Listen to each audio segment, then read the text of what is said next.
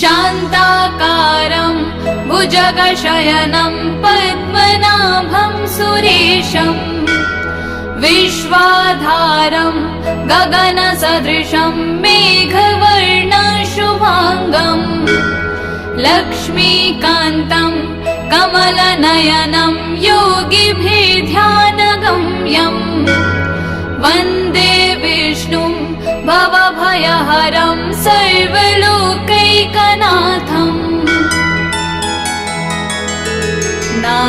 नागेन्द्रहारा